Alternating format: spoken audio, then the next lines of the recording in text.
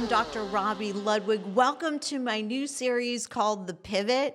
We are so excited to bring you deeper conversations with people who've made really impactful changes in their lives. We're going to find out how they do it and how you can also learn from their experience. We're thrilled to be partnering with Signal Relief, a pain patch reliever.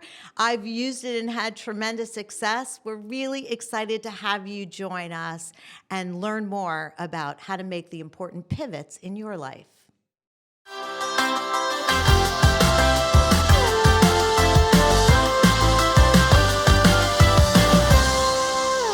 Hello and welcome to The Pivot. I'm Dr. Robi Ludwig. Today we have former anchor Lynn Smith, who made a pivot out of television to create her own company and train CEOs to be in front of the camera. She is also the author of a new children's book called Just Keep Going. She's going to share some of her tips for pivoting and how she helps others feel comfortable in front of the camera. Lynn, I am so excited to have you here. I feel like it's one little family because we are at the Marks Realty podcast studio because of you. And it was just amazing how that just worked out randomly. And the many, many years that we shared the screen together, I feel like your family because I've interviewed you so many times when I was on the news. So now it's so nice to be with you today here. I love your podcast. It's nice to be reunited, and I'm sure many of our audience knows that you were an anchor for many years on headline news, and you also worked at the Today Show as a producer, and I think that's where we originally met. Yes, that was also like 25 years ago. So yes, you have a very good memory. Oh my goodness, it's like time goes by so quickly. And I always love being on your show. I felt like you asked the right questions and you were so positive and just like a really good energy. And that's why I was so shocked when you chose to leave the anchor position, which is a coveted position. Most people who are reporters aim for that, to be an anchor of their own show. And yet after a period of time, you made the decision to say, it's time. Yeah. I think that when you don't feel aligned with what it is that you're doing, you have to make a change. No matter what the title is, no matter the job, no matter what, you have to be aligned with the purpose piece. And so when I felt like the news business was changing dramatically, I felt many times more of a problem than a solution because it was very hard to find solutions in news. I said, why am I missing time with my kids for something that I don't feel great about? And at the time I had a 1 and 4-year-old, they're now 4, 5 years older. And I wasn't home in the mornings. I was a morning anchor. And so my son used to ask me as I was putting him to bed at night, he was like, are you going to be here in the morning?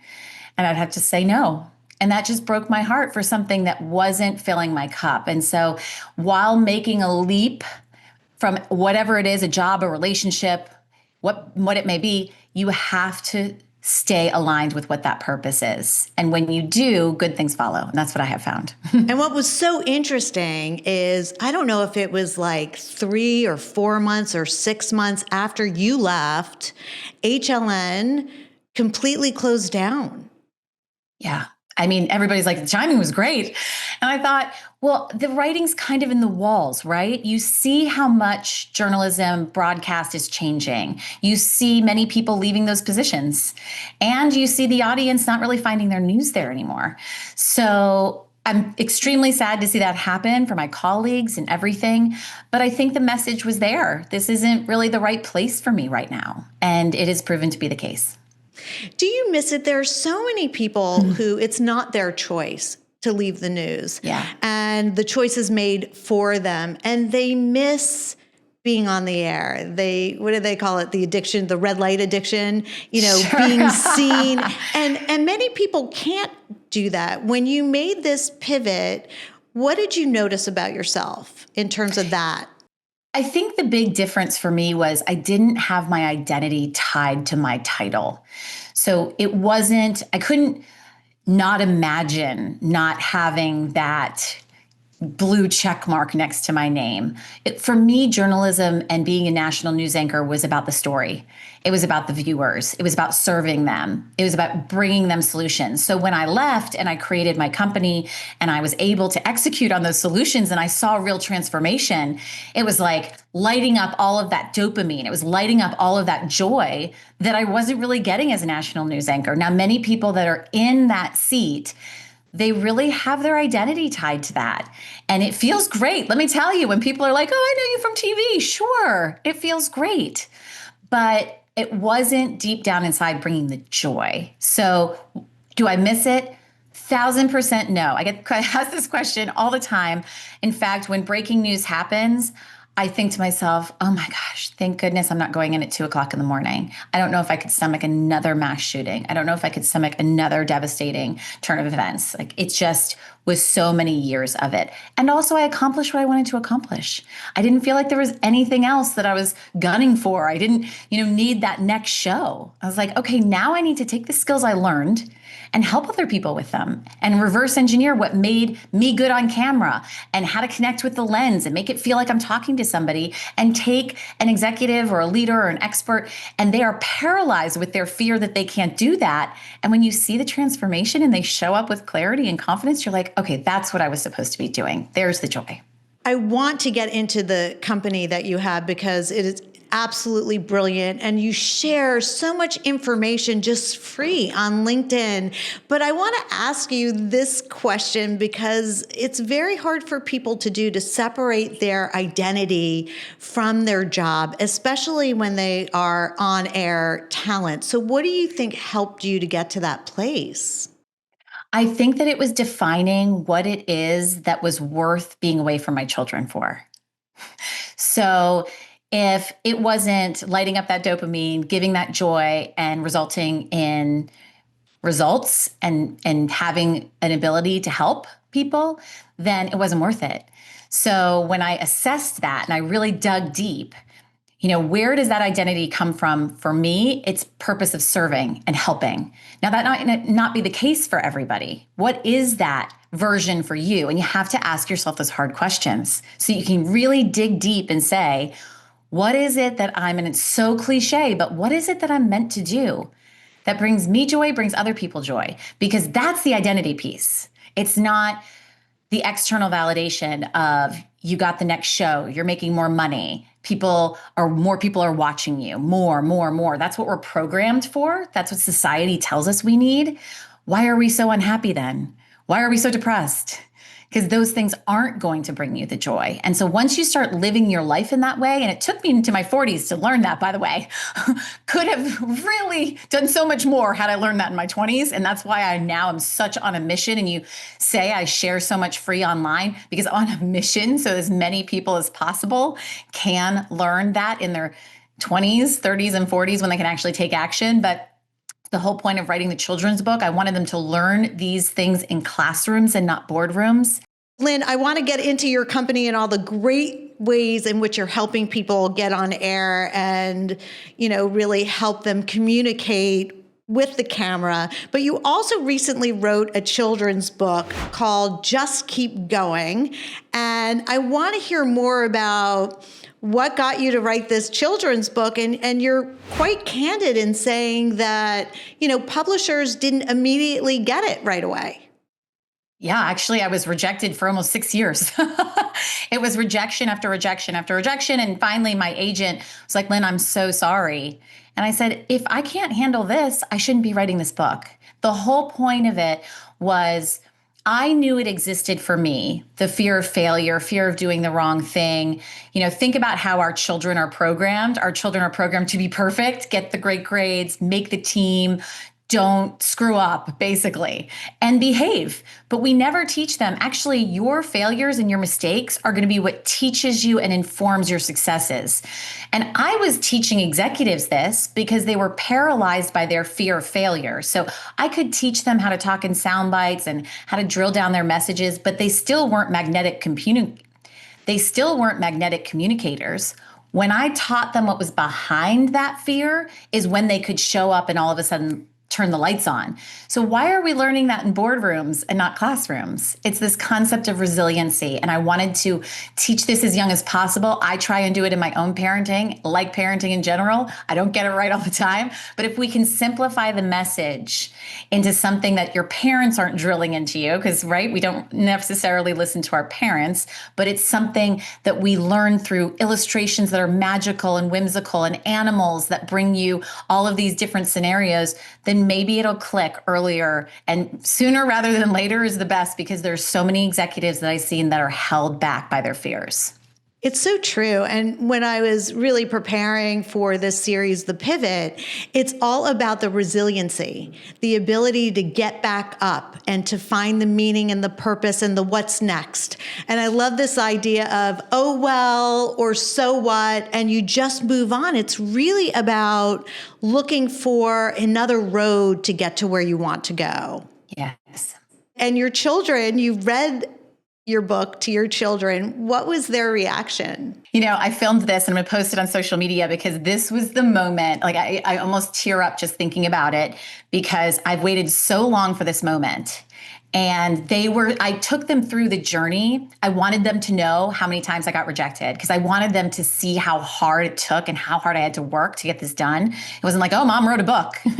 So I sat with them and just watching their reaction and their minds lighting up. And, you know, in one scene, a bunny asks the mouse to jump up and down and jump up and down. And my son got off the couch and started jumping up and down. And I was like, this is exactly what I had hoped for this book. And when we finished, my 6-year-old looked at me and goes, can you read it again? Oh. And I just thought to myself, you know what? That's exactly what this book is about. If you just keep going, then you will get to that moment, whatever that moment is, whether it's reading your children the book that you've killed yourself for, or it's finally giving that speech that you've been terrified to give. That moment is on the other side of fear. It's just the greatest news is that you're in charge of whether or not you reach it. It really is all about the mindset when you think about it, Lynn, because if people stop at the first no and think other people know better than them, then it's very hard to accomplish or to stay successful, because part of it is just the failures and the no's and the challenges that kind of help us almost refine and rethink our mission, don't you think? It's kind of like when you were reading and you were, you know, reciting my resume, right? It's like she's worked here and then she started this company and now she's written a children's book. And the audience might think to themselves like, wow, she's got nothing going wrong in her life, right? Like that's the problem with social media, is that it's the highlight reel. They only see the result, the end, the success. And I'm here to tell you what launching this company was waking up at 2:00 in the morning and trying to figure out how to create a business plan, because I was a news anchor. I had no idea how to run a business.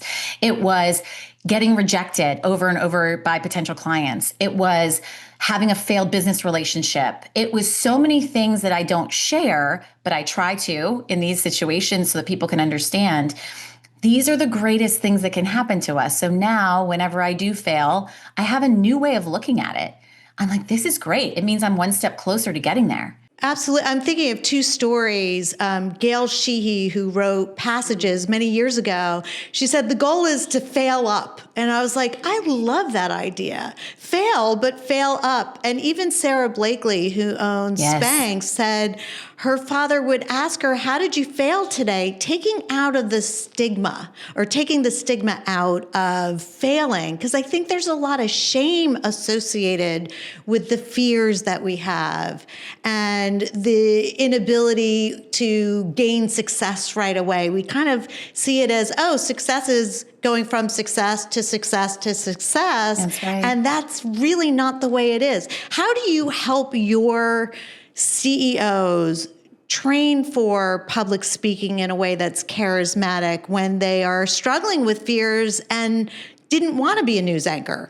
Well, first, let's address what the fear comes from. So 100% of the executives, and we're talking like Fortune 500 CEOs, these people are at the top of their game.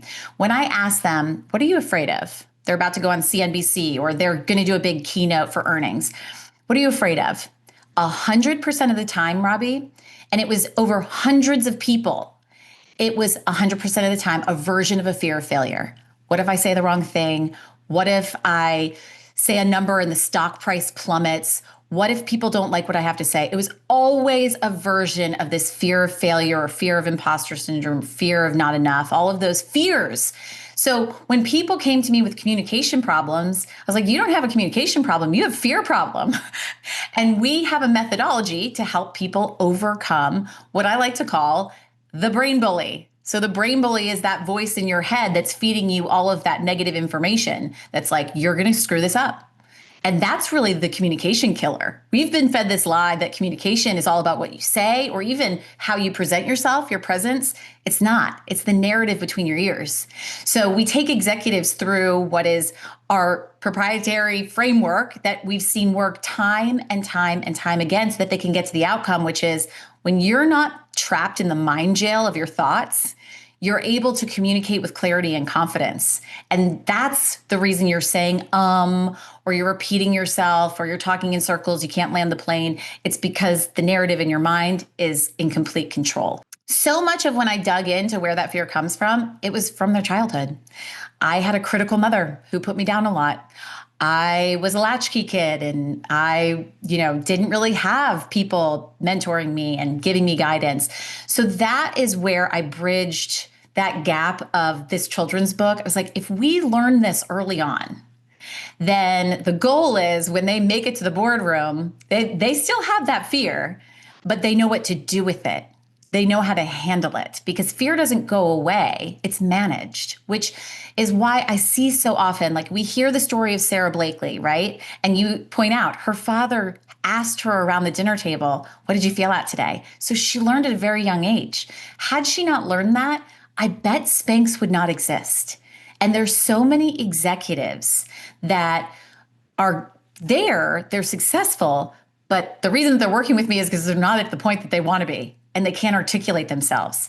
You can have the best product or the best business, but if you can't articulate it effectively, it doesn't exist. You're like a therapist, Lynn, and you're like That's diagnosing the problem. Robi. They do say that. They're like, I thought I was here for communications and media training. I'm kind of feeling that this is therapy. I tried to really dig into the science behind it. And what I explain to executives is, our thoughts live in our back of our brain, in our reticular activating system, and they move to the front of our brain where our amygdala is. And if we're feeding it the thoughts of, you're going to screw this up, this is going to be terrible, the amygdala is like, alert, alert, alert.